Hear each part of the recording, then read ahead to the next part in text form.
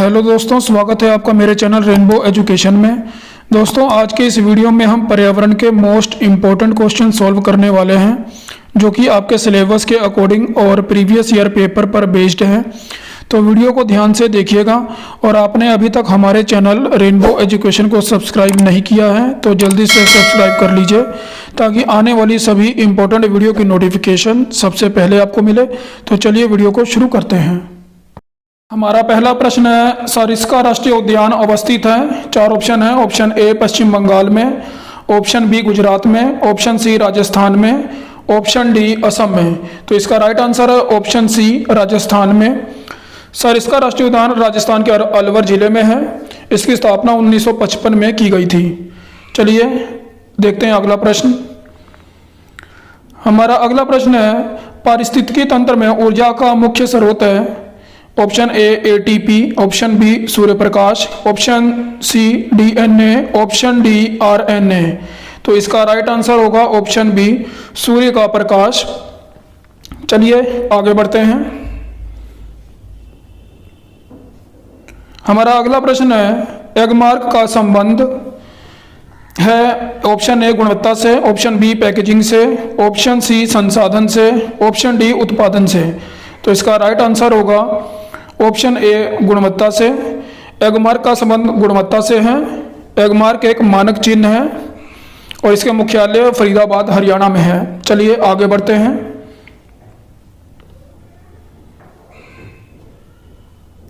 Arsenic द्वारा जल प्रदूषण सर्वाधिक है। ऑप्शन ए उत्तर प्रदेश में, ऑप्शन बी मध्य प्रदेश में, ऑप्शन सी बिहार में, ऑप्शन डी पश्चिम बंगाल में।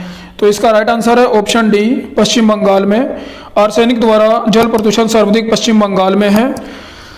शरीर में इसकी अधिकता अत्यंत हानिकारक होती है। चलिए आगे बढ़ते हैं। हमारा अगला प्रश्न है, वन्य जीव सुरक्षा अधिनियम पारित किया गया था। ए 1960 में, बी 1962 में, सी 1972 में, डी 1975 में। तो इसका राइट आंसर है सी 1972 में। वन्य जीव सुरक्षा अधिनियम 1972 में पारित किया गया था। इसका उद्देश्य जीवों की रक्षा करना और उनका संरक्षण करना, और साथ में अवैध शिकार को रोकना था। चलिए आगे बढ़ते हैं।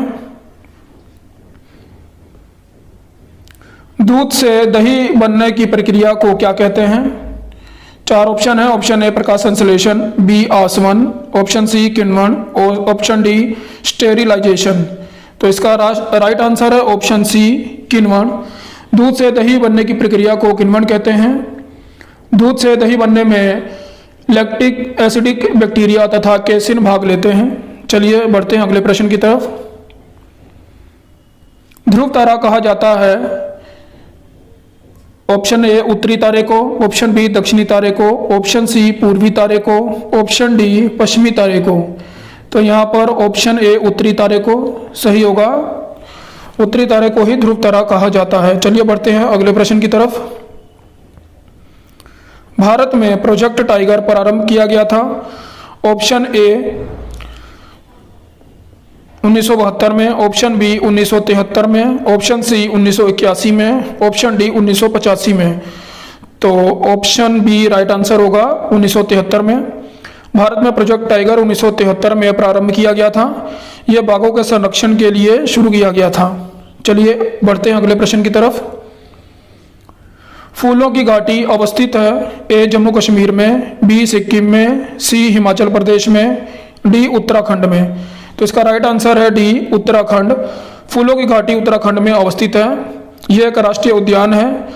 इसे नंदा देवी बायोस्फीयर रिजर्व से घिरा हुआ है। चलिए आगे बढ़ते हैं।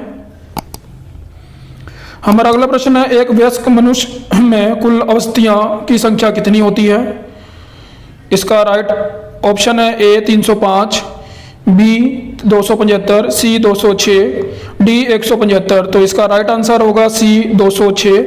एक वयस्क मानव में कुल 206 हड्डियां होती हैं। जन्म के समय बच्चों के शरीर में लगभग 270 हड्डियां होती हैं। चलिए बढ़ते हैं अगले प्रश्न की तरफ। हमारा अगला प्रश्न है, ग्रीन पीस इंटरनेशनल का मुख्यालय अवस्थित है। ए न्यूयॉर्क में, बी सिडनी में, सी एम्स्टर्डम में, डी नागासाकी में। तो इसका राइट आंसर है सी एम्स्टर्डम में। ग्रीन पीस इंटरनेशनल का मुख्यालय एम्स्टर्डम में अवस्थित है। ये एक गैर सरकारी संगठन है। चलिए आगे बढ़ते हैं। प्रकाश संश्लेषण के प्रकाशीय चरण के दौरान डैश का ऑक्सीकरण एवं डैश का अपचयन होता है। ऑप्शन ए जल NADP, option B NADPH2 CO2, option C CO2 जल, ऑप्शन डी CO2 NADPH2। तो इसका राइट आंसर होगा ऑप्शन ए जल और NADP। चलिए आगे बढ़ते हैं। LPG के संदर्भ में क्या सत्य नहीं है? ए ये एक स्वच्छ ईंधन है, बी ये उच्च ऊष्मीयमान है, सी एक नीले ज्वाला से जलने वाला है, डी ये मीथेन उत्सर्जन करने वाला है। तो इसका राइट आंसर है ऑप्शन डी ये मीथेन उत्सर्जन करने वाला है। LPG में मुख्यतः प्रोपेन और ब्यूटेन गैस होती है, जबकि प्राकृतिक गैस में मुख्यतः मीथेन और इथेन होती है, जो अपेक्षाकृत हल्की होती है। चलिए बढ़ते हैं अगले प्रश्न की तरफ। द ओरिजिन ऑफ स्पीशीज प्रजातियों की उत्पत्ति एक रचना है। ए अरस्तु की, बी चार्ल्स डार्विन की, सी मेंडल की, डी रॉबर्ट हुक की। तो हमारा राइट आंसर होगा ऑप्शन बी चार्ल्स डार्विन की। द ओरिजिन ऑफ स्पीशीज प्रजातियों की उत्पत्ति चार्ल्स डार्विन की एक रचना है। इस पुस्तक में विभिन्न जीवों की उत्पत्ति और विकास का विवरण प्राप्त होता है। चलिए आगे बढ़ते हैं। हमारा आखिरी प्रश्न है, निम्नलिखित पराबैंगनी किरणों में से कौन सा अधिक हानिकारक है? Option A UVA, option B UVB, option C UVC और डी है उपयुक्त में से कोई नहीं। तो इसका राइट आंसर है सी UVC।